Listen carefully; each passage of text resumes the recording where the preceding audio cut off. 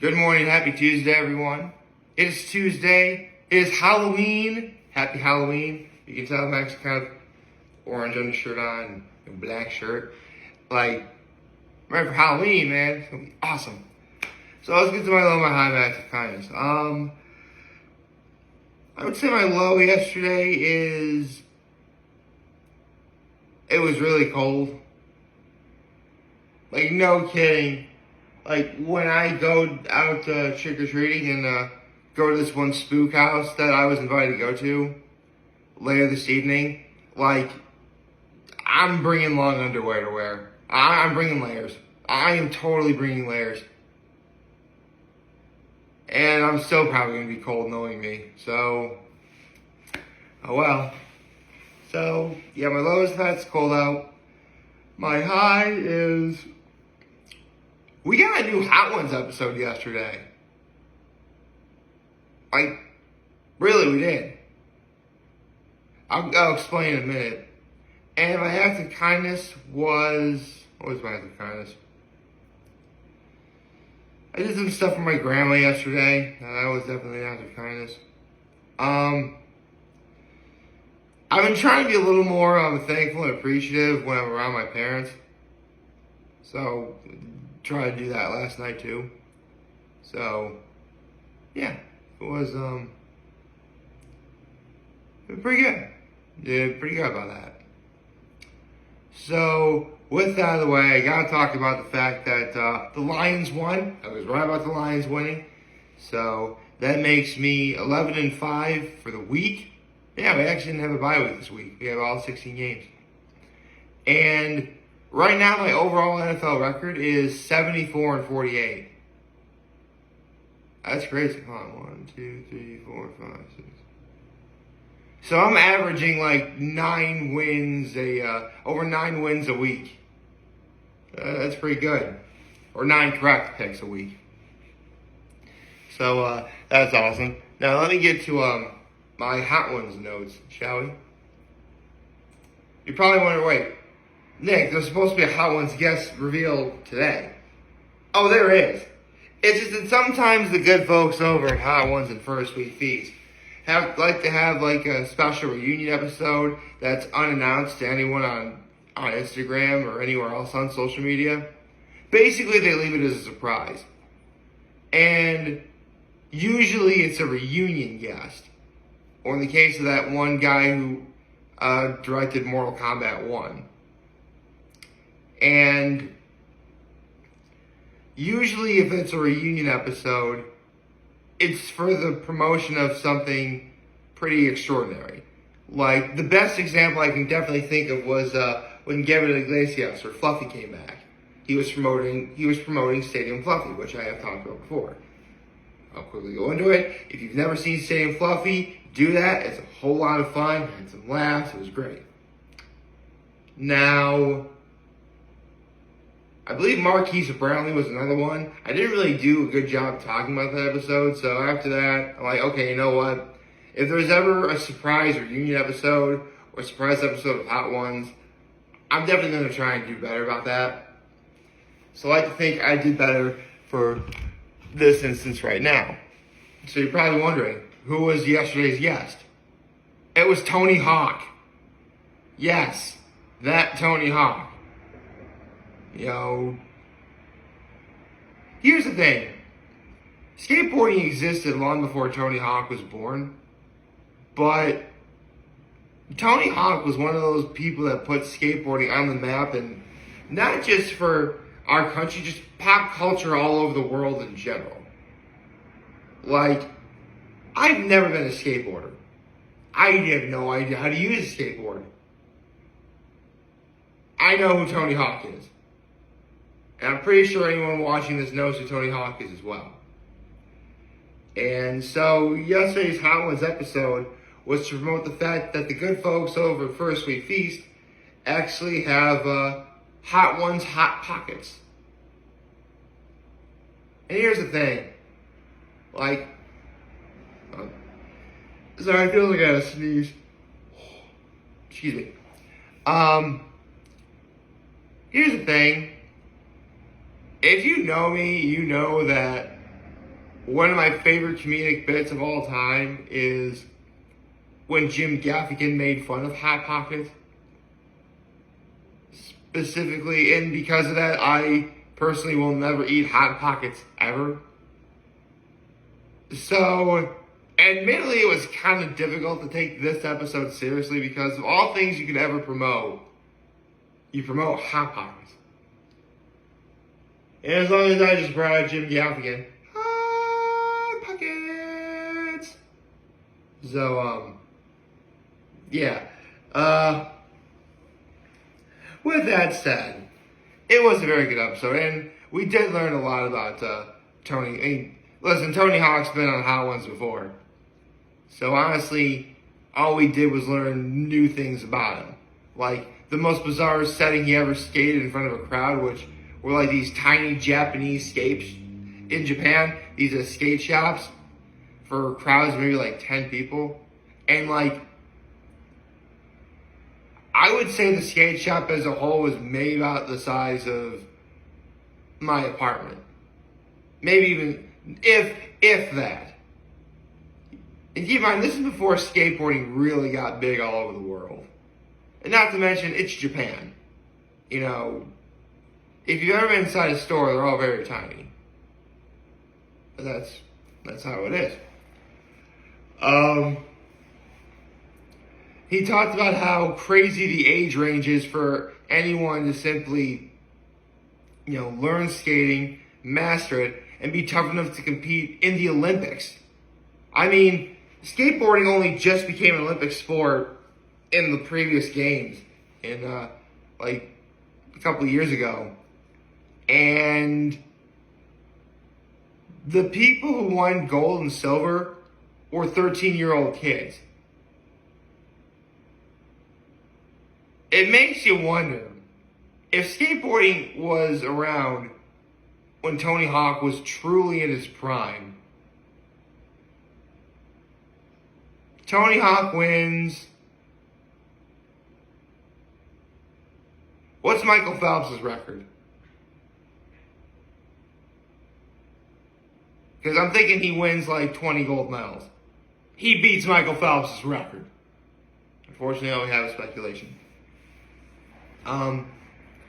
He talked about the slang in skateboarding, but I'll talk about that later because it has to do with the last dab question. There was actually a Tony Hawk documentary with, archives of, Tony Hawk's career leading up to just 2022, whatever. And the thing that really shocked him the most is they got raw interviews with him and his father. Tony Hawk's father passed away years ago. So it makes you wonder, it's that sort of feeling you get where it's like, it's joy, but it's also sadness when you see like an archive or video or even a photograph of a loved one that you lost in life. Like, full disclosure, a while ago I posted about, it was my grandfather's birthday. Actually, over a month ago was my grandfather's birthday. And one photo I posted was of him and I. And it just sort of, it shocked me a little bit, Oh, this is a good one. And I love when Sean mentioned this, but when John Madden had the Madden games made, the one non-negotiable he had, it has to be 11 on 11. And so he asked Tony Hawk, were there any non-negotiables for making a skateboarding game? Really, there wasn't. The one thing that he wanted was that he got final approval of what was in the game.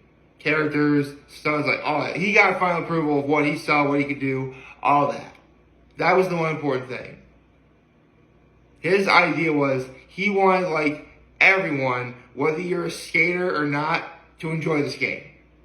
That's what you're supposed to do when it comes to a good video. That's why games like Pokemon or pretty much any mainstream Nintendo game, Mario, Legend of Zelda, Pokemon.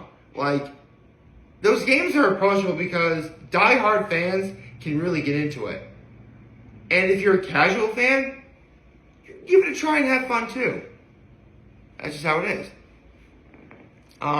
He talked about how there's rivalries between North Cali and South Cali for California for like skating. He talked about how believe it or not, there was actually almost a follow-up to Space Jam. They would have called it Skate Jam. It didn't happen because Looney Tunes and Back in Action underperformed. He talked about like what's needed for a good skate shop. Like, you need variety of products, supporting and fostering the local scene. That's the big one. Like, having people who are in the know, like real skaters. Like, okay, listen, this is what you gotta do. This is what needs to happen. This is how you foster the skating scene there for the new generation. Like, that should be true for any that should be true for any, like, local establishment, whether it's a restaurant, a skate shop, anything. Like, you foster the local scene, and you make people want to come back for more.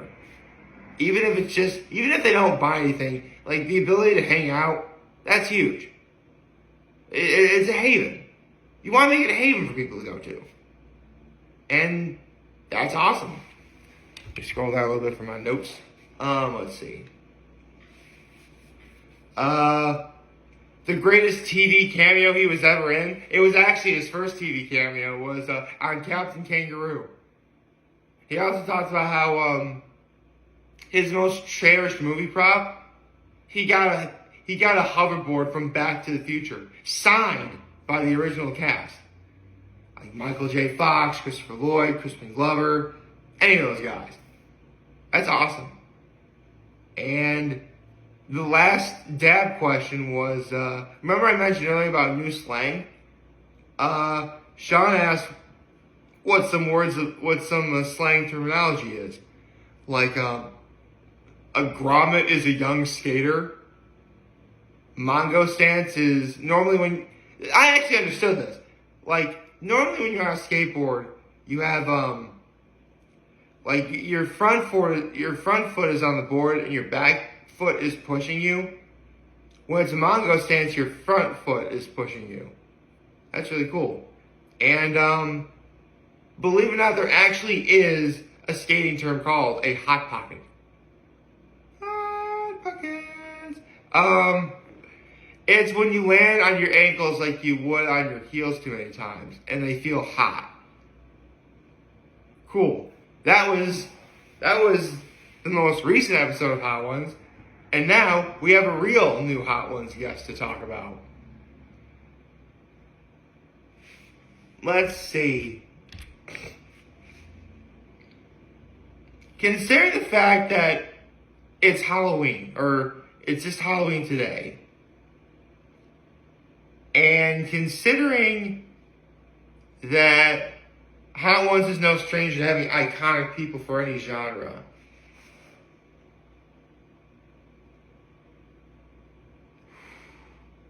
personally, I think it'd be really cool if they got like a horror act on. Like a Robert Englund, who played Freddy Krueger, or a Ron Perlman, or a Bruce Campbell. But I don't think that's going to happen. So, without further ado, the next, I believe it's guest number 312 or 311. Actually, come to think of it, hold on, let me look up one other thing.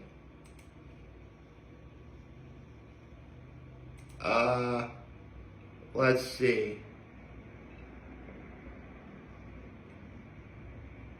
The 32nd First Week Feast Hot Ones guest of, actually it'd be 33rd. It'd be 33rd. It'd be 33rd, and then episode, 33rd and episode 312 overall. That's insane. So, the 33rd Hot Ones guest of 2023, And the 312th episode overall is, okay, I'm looking at you guys. Oh, hold on. Okay, I'm looking at you guys, okay? It just appeared out of the corner of my eye. I don't know what it is yet. I'm looking right at you, okay? I want to make sure I do this reaction right now, right? I want to make sure I do it. And the newest guest is...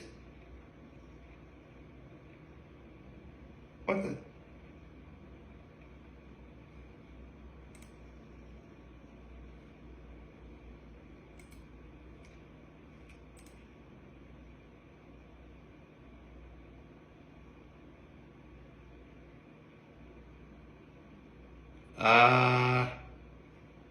There is no new guest. Nothing is being promoted.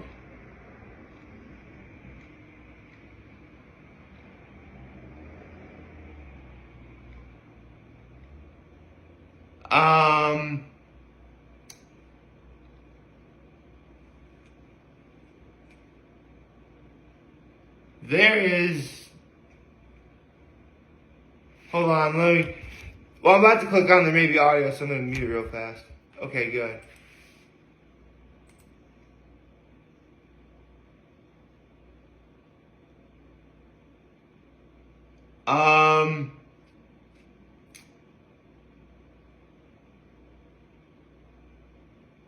Is there not going to be an episode this week because Tony Hawk was just on? Because First We Feast has done this before. Huh. That's bizarre. I guess there is no... I mean, maybe they'll probably show it up later. Or maybe I'll refresh the page. Hold on, let me refresh the page real fast. If I can find the refresh button. Okay, I'm still... No, it's still...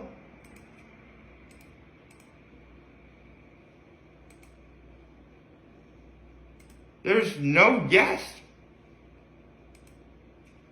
There's no new guest yet.